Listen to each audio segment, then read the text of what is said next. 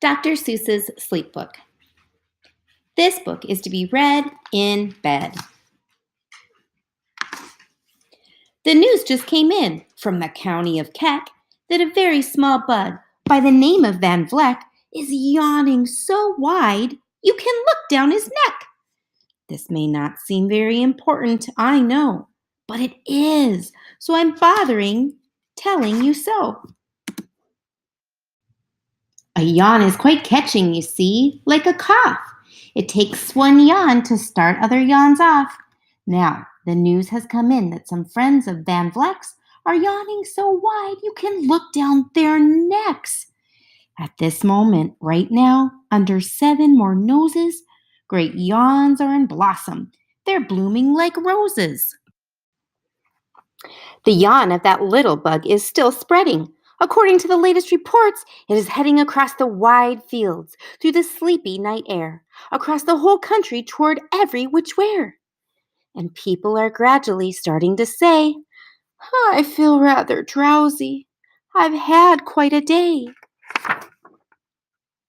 Creatures are starting to think about rest. Two biffer-bomb birds are now building their nest.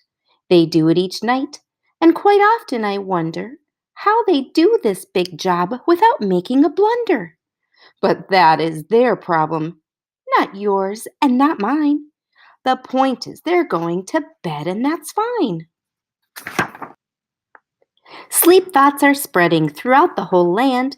The time for night brushing of teeth is at hand.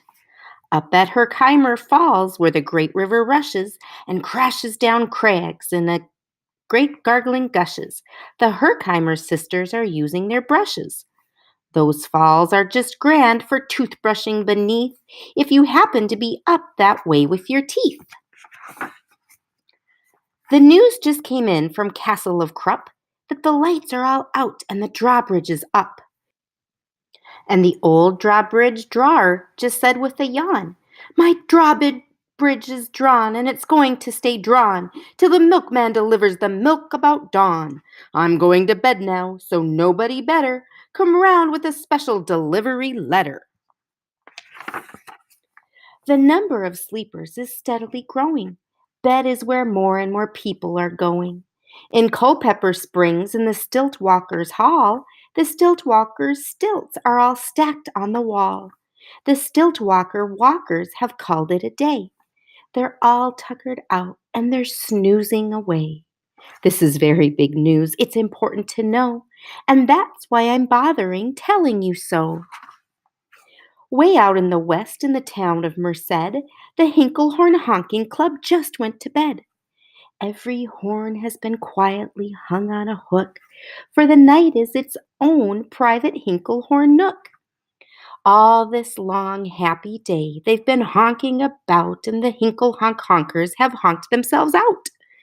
But they'll wake up quite fresh in the morning, and then they'll start right in Hinklehorn honking again. Everywhere creatures are falling asleep. The collapsible Frink just collapsed in a heap. And by adding the Frink to the others before, I'm able to give you the Who's Asleep score.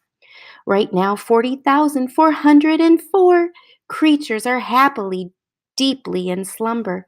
I think you'll agree that's a whopping fine number.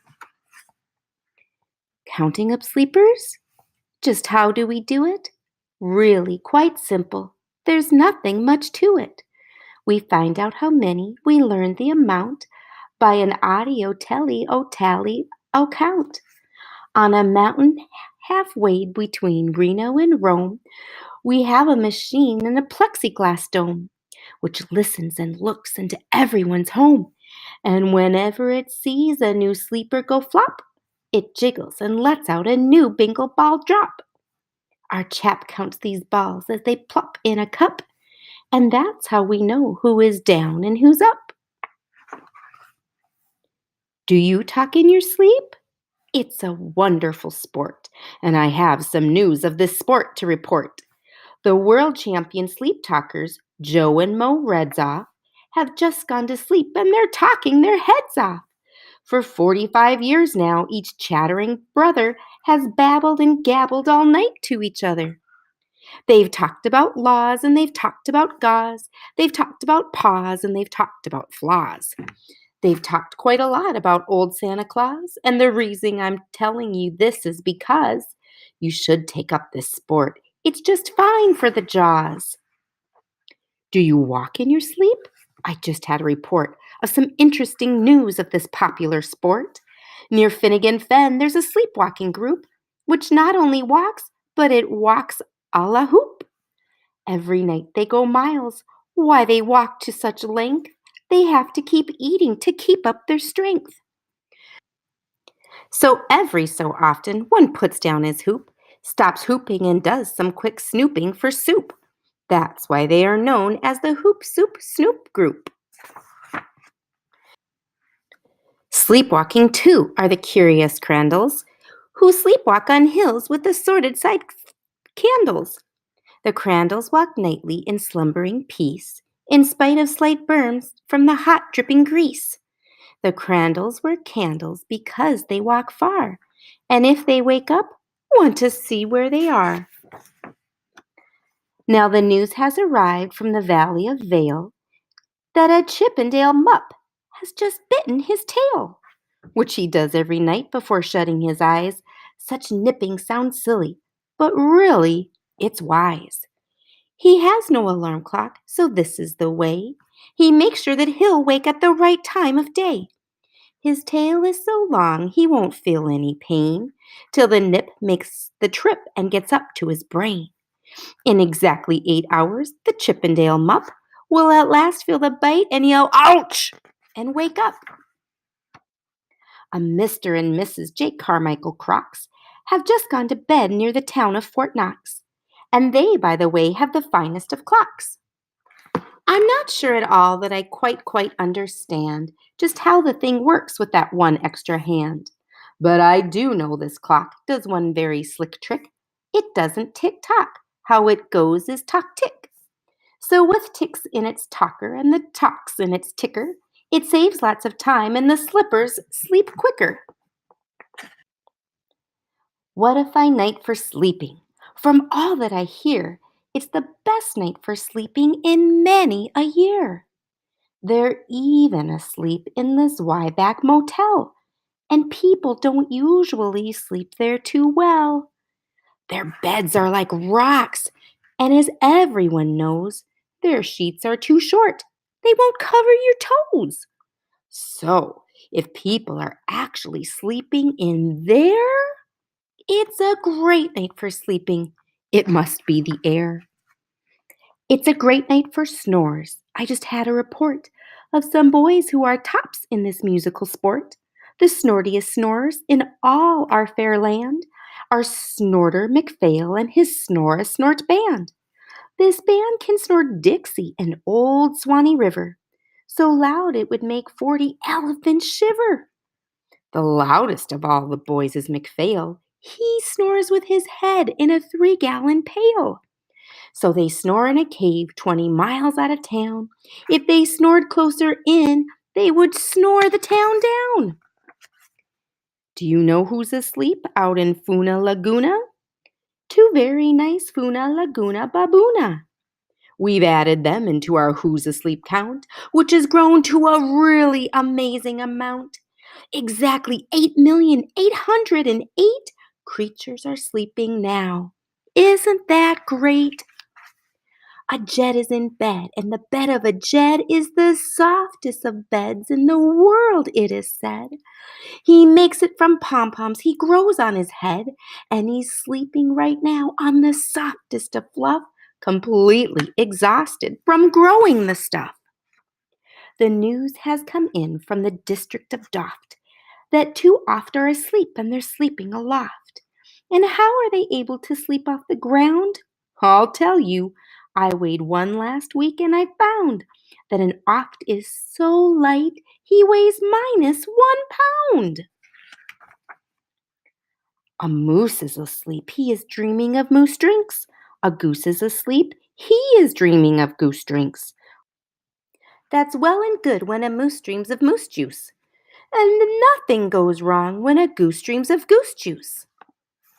But it isn't too good when a moose and a goose start dreaming they're drinking the other one's juice. Moose juice, not goose juice, is juice for a moose. And goose juice, not moose juice, is juice for a goose. So when goose gets a mouthful of juices of mooses and moose gets a mouthful of juices of gooses, they always fall out of their bed screaming screams. So I'm warning you now, never drink in your dreams. Speaking of dreaming, I think you should note that the Bumbletub Club is now dreaming afloat. Every night they go dreaming down Bumbletub Creek, except for one night every third or fourth week when they stop for repairs, 'cause their Bumbletubs leak. But tonight they're afloat, full of dreams, full of bliss, and that's why I'm bothering telling you this. At the fork of a road in the Vale of Vavode, 540 weary salesmen have laid down their load. All day they've raced around in the heat at top speeds, unsuccessfully trying to sell Ziffer Zoof seeds, which nobody wants because nobody needs. Tomorrow will come, they'll go back to their chore, they'll start on the road Ziffer Zoofing once more. But tonight they've forgotten their feet are so sore, and that's what the wonderful nighttime is for. Everywhere creatures have shut off their voices. They've all gone to bed in the beds of their choices. They're sleeping in bushes, they're sleeping in crannies, some on their stomachs and some on their fannies. They're peacefully sleeping in comfortable holes, some even on soft tufted barber shop poles. The number of sleepers is now past the millions. The number of sleepers is now in the billions. They're sleeping on steps and on strings and on floors, in mailboxes, ships, and the keyholes of doors. Every worm on a fishhook is safe for the night. Every fish in the sea is too sleepy to bite. Every whale in the ocean has turned off his spout. Every light between here and Farfoodle is out. And now, adding things up, we are way beyond billions. Our Who's Asleep score is now up in the zillions. 99 zillion, 9 trillion and 2 creatures are sleeping. So, how about you? When you put out your light, then the number will be 99 zillion, 9 trillion and 3. Good night.